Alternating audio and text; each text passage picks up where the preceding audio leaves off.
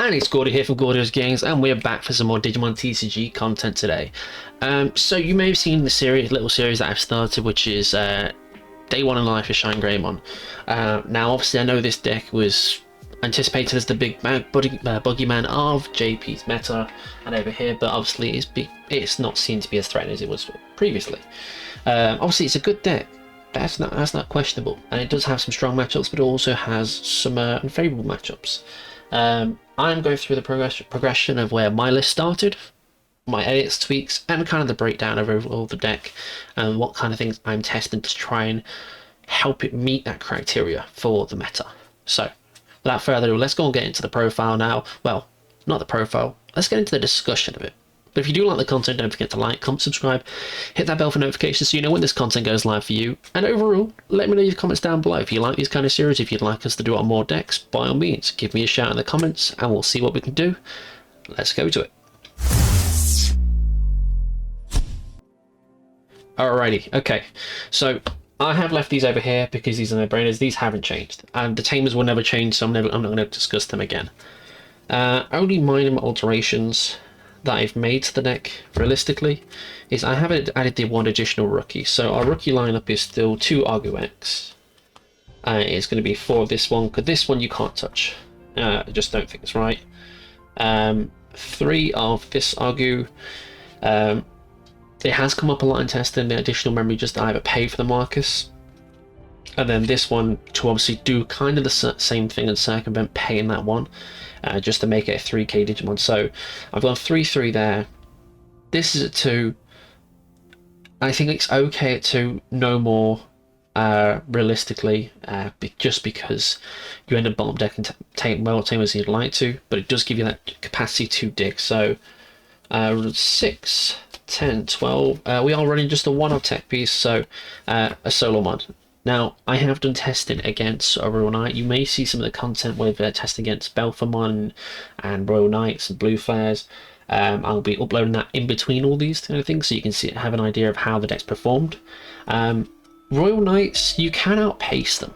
I don't think it's a bad matchup for us. I think it's one you can generally win, as long as you hit your pieces in the right order or in any fashion which is playable.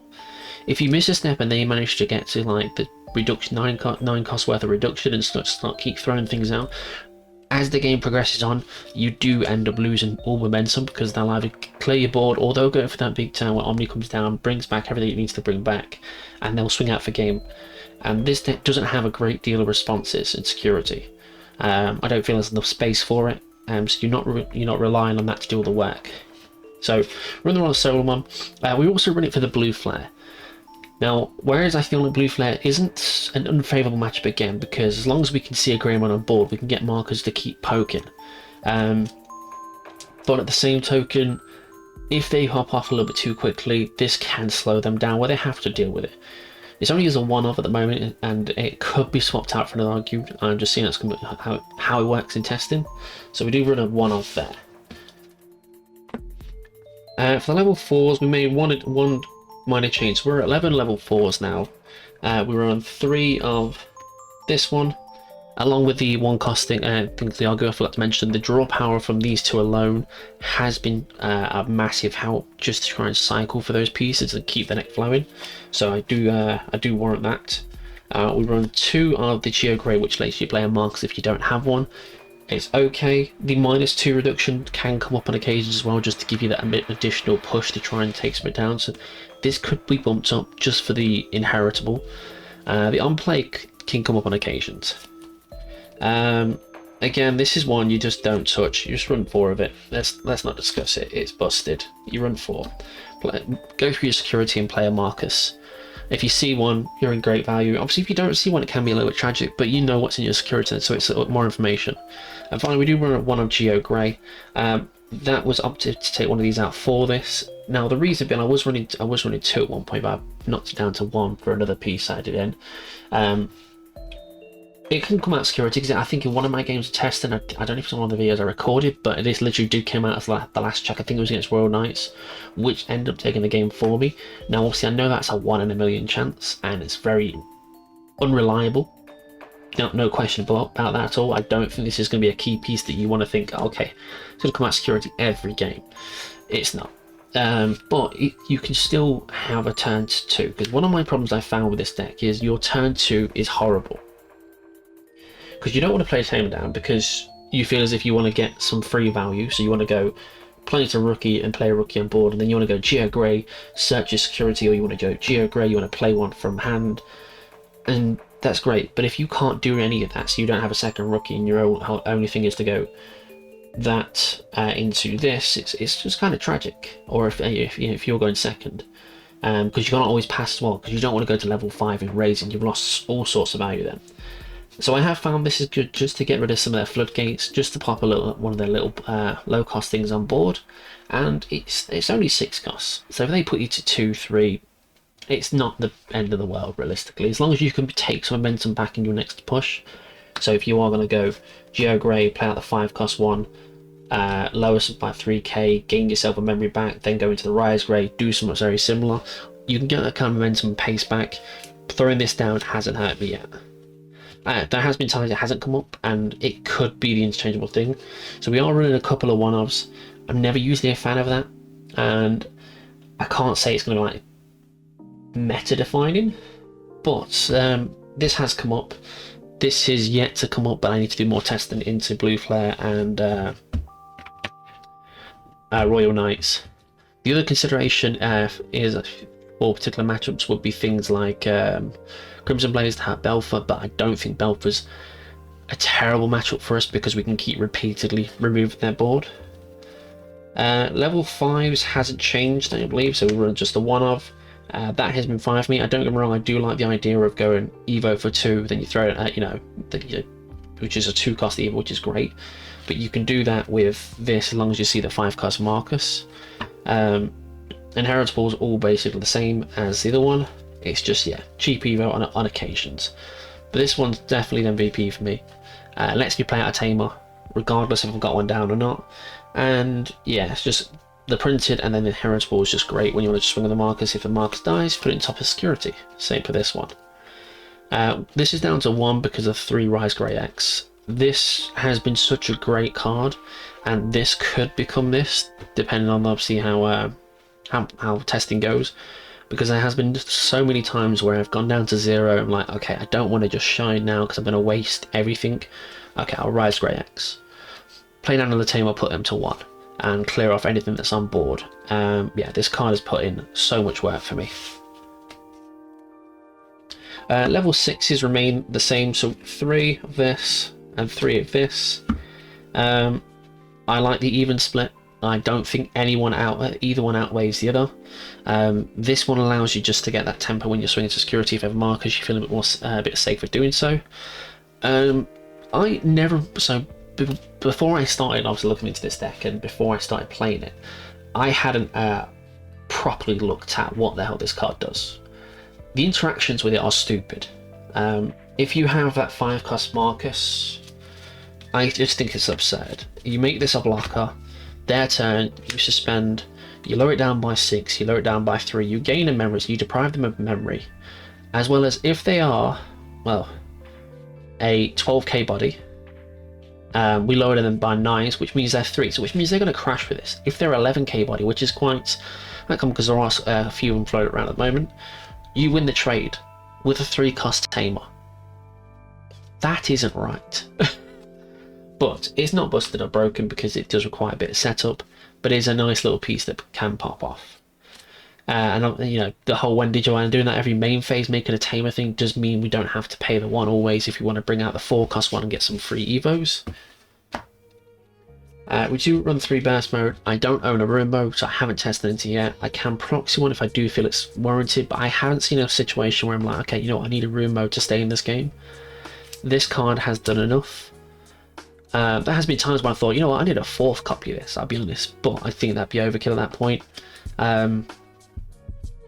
I did make one error in testing where I used the 4 cost Marcus to Evo into this, which obviously, it remains this afterwards, and I've realised you never want to remain this thing. Never, never, never. Unless you have a way to go out tamers and then obviously get the suspend and trash something and swing. Otherwise, it's terrible. So yeah, avoid that one. Then we were one of Sunrise Buster. I did have the Shining Blaster in there, but I have opted for one of Memory Boost. I was looking to put 2 in, but I'm begrudge putting in 1 because the fact is I know we want to see tamers. We want to see tamers as much as possible.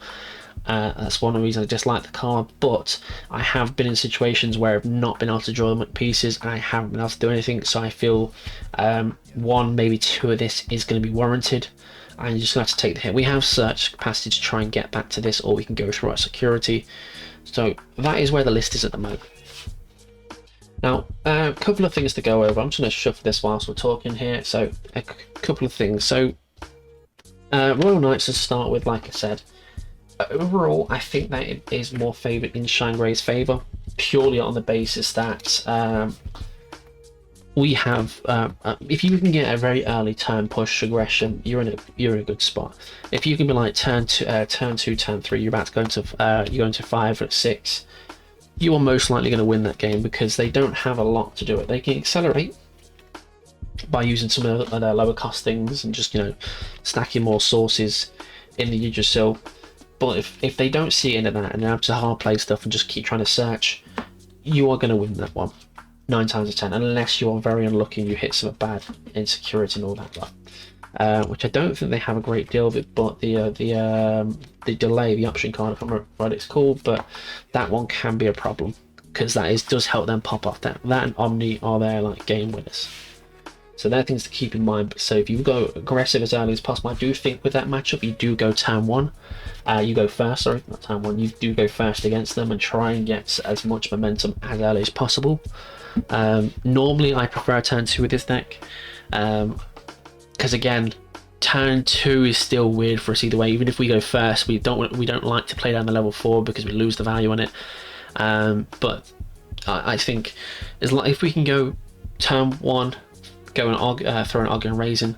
If they put you to 3, that's fine. If they put you to 2, okay, throw it on another Argu. Next turn you can Greymon, Geo Grey, whatever, and then Rise Grey, and you really just excel up the line. Just get a few free things on board because we love free stuff, and you're on the way. Belphemon can pop off. I'll be honest. I haven't played much Belphemon. I've seen it played, and I generally have an idea of what it does.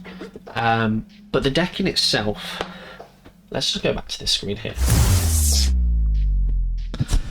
There we go. So the deck in itself is I think is a very unique deck, realistically. It's interesting to see that Purple got some new toys, and the whole thing, the sleep mode, ditching things from hand. So you have to be very mindful of how much they've got in hand, as to how many swings you've got. Because on their turn, obviously they have the whole thing with Belphemon just wipes everything level 5 or lower, I believe it is. And it can be particularly aggressive because you can attack twice as well. So yeah, so Belphemon's an interesting one. Again, as long as you can keep their board contained, make it so as if they need to really just keep hard casting, you're in I think you're in an okay spot. I do think that game is a bit more of a 50-50 though. Blue Flare, I want to say at this point from my testing, it was more leaning towards Blue Flare being the more dominant position against the net. Because unless you see all your pieces and are really aggressive in the space of a turn, yeah, they just do a lot of potential damage and just stun so many things, and you get to the point where nothing's really moving on board. Yeah, you can get, yes, as long as if you see the 4-cost markers and you have a few things to be able to just keep swinging, then you're okay.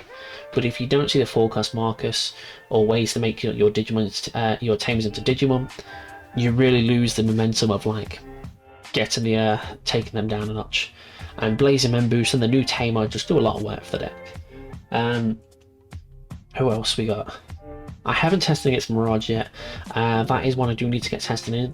So if you are a Mirage player and you are in the Gordo's Games Discord, hit me up in the comments. We'll do some testing. You will be part of the content for this as well. But realistically, I've heard nothing but bad things about Mirage, to the point of it's just a very, very consistent deck. It's just, always what you like to hear, right? Otherwise, yeah, that's the overall of where we're at the moment. Oh, Machinegymon is just a bad time. You basically need to rush out as quick as possible, or hope they don't run EX1 Machinegymon. If they see that and they get a Chaos X Anti and it's any sort of analog mans, you're basically in a very bad spot. You need to go as wide as possible to even remotely try and touch them. And then Blackwall Grey. If they run the Metal Grey X Anti from BT11, it can be a problem. I found you just need to try and wait it out a bit, but I do feel like it is swayed more in Blackwall Grey's favour. Yes, we can get the recursion on tames even if they pop them on Blackwall Grey by putting them into security via the Rise Greymon effect, but they do, because of the BT11 Metal Grey X, they can burn the security, so, you know, unless they're not swinging at security, yeah, we're not going to get the tamers. Sometimes they'll just swing into your bodies and they just burn the tamer that they know they've put there, so they can play a very controlling game. But yeah, that's my overall thoughts to break down the TED Talk, the old chinwag, all of the malarkey about Shinegreymon. So far in testing it is doing well, it's performing well. I do think in comparison to what I play usually, which is Blackwall Grey, it is a very different style of deck. I do feel it's one which worth trying. So if you haven't tried it yet, give it a go. If you want to game sometimes, don't forget to stop by the Twitch where we do regular content and deck testing for things like Shinegreymon, Blackwall Greymon, Greymon related content. All in all, I'll catch you next time.